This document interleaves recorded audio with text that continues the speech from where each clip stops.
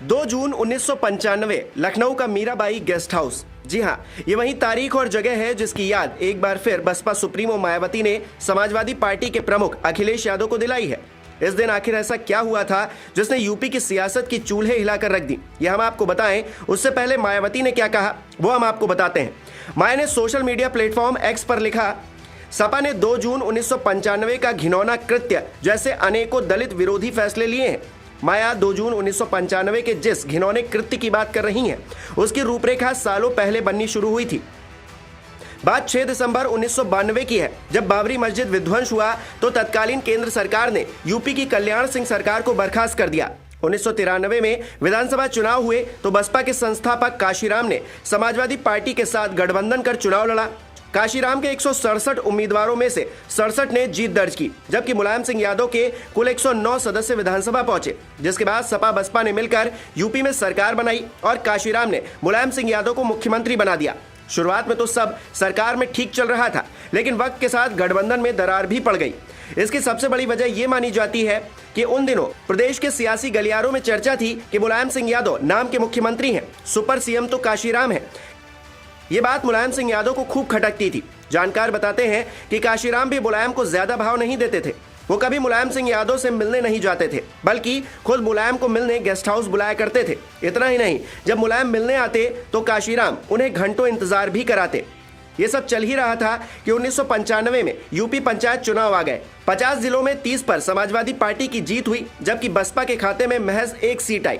इससे साफ हो गया कि सपा बसपा के गठबंधन से सिर्फ समाजवादी पार्टी को ही फायदा हुआ है, जिसने गठबंधन में दरार को और भी बढ़ा दिया। उधर काशीराम से लगातार अपमान झेलने के कारण मुलायम सिंह यादव बसपा विधायकों को तोड़ने में लग गए, जिसकी भनक काशीराम को लग गई। उस वक्त काशीराम की तबीयत खराब थी और वो अस्पताल में भर्ती थे। 23 मई 1995 के दिन मुलायम सिंह यादव काशीराम से बात करने अस्पताल पहुंचे तो उन्होंने मना कर दिया। बताया जाता है कि इसी रात काशीराम ने फोन कर बीजेपी नेता लालजी टंडन से बात की और गठबंधन का ऑफर दिया। लालजी टंडन काशीराम के प्रस्ताव को मान गए। बीजेपी से दोस्ती की जानकारी देने के लिए काशीराम ने मायावती को बुलाया और उनसे उत्तर प्रदेश की मुख्यमंत्री बनने के लिए पूछा। काशीराम ने मायावती को बीजेपी के समर्थन वाला पत्र भी दिखाया। इसके बाद 1 जून 1995 को मायावती लखनऊ पहुंची और उन्होंने तत्कालीन राज्यपाल मोतीलाल वोरा से मिलकर सरकार बनाने का दावा पेश कर दिया। जब मुलायम को ये पता चला तो वो गुस्से से आग बबूला हो गए और उन्होंने बसपा को सबक सिखाने की ठान ली। मुलायम सिंह यादव ने सबसे पहले बसपा के प्रदेश अध्यक्ष राम बहादुर को अपने पाले में कर लिया और उनके साथ बसपा के 15 विधायकों को भी साथ ले लिया। जब मायावती को यह पता चला तो उन्होंने फौरन अपनी पार्टी के विधायकों की आपात बैठक बुलाई। उस दिन तारीख थी 2 जून 1995। मायावती लखनऊ के मीराबाई स्टेट गेस्ट हाउस के रूम नंबर 1 में विधायकों और सांसदों संग बैठक कर रही थी। शाम के करीब 4 बजे थे, तभी समाजवादी पार्टी के करीब 200 कार्यकर्ता और विधायक अचानक गेस्ट हाउस पहुंच गए और उन्होंने बसपा नेताओं के साथ मारपीट करना शुरू कर दिया। सपा नेताओं का हमला इतना आक्रामक था कि बसपा के नेता खौफ में आ गए। बताया जाता है कि सपा नेता अपने साथ मुलायम सिंह यादव को समर्थन देने वाला एक शपथ पत्र भी लेकर आए थे, जिस पर जबरन बसपा विधायकों से सिग्नेचर करवाए गए। इस दौरान सपा नेताओं ने मायावती को भी घेर लिया, लेकिन मायावती ने जैसे तैसे भागकर अपने आप को एक कमरे में बंद कर लिया।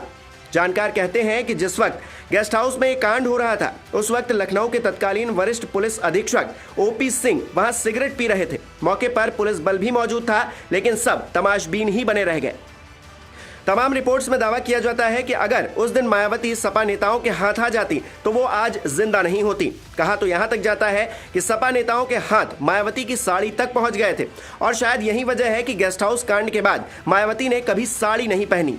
इसी गेस्ट हाउस कांड से मायावती और मुलायम सिंह यादव के बीच एक ऐसी राजनीतिक लकीर बन गई जिसका जब भी जिक्र किया जाता है तो मायावती का चेहरा लाल हो जाता है। अपनी आत्मकथा में भी मायावती लिखती हैं, मुलायम सिंह यादव का आपराधिक चरित्र उस समय सामने आया जब उन्होंने स्टेट गेस्ट हाउस में मुझे मरवाने की कोशिश की। मुलायम सिंह यादव ने अपने बाहुबल का इस्तेमाल करते हुए न सिर्फ हमारे विधायकों का अपहरण करने की कोशिश की, बल्कि मुझे मारने का भी प्रयास किया। यहाँ ये कहना गलत नहीं होगा कि इस गेस्ट हाउस कांड के बाद मायावती को सियासी तौर पर काफी फायदा हुआ। इस घटना की रात को ही करीब 11 बजे मुलायम की बात न मानने वाले राजीव खेर का ट्रांसफर कर दिया गया। फिर मुलायम सिंह यादव की सरकार को भी बर्खास्त कर दिया गया और 3 जून 1995 को उत्तर प्रदेश की सियासत में मायावती के युग की शुरुआत हुई। 39 साल की मायावती ने मुख्यमंत्री पद की शपथ ली और देश की पहली दलित महिला मुख्यमंत्री बनी।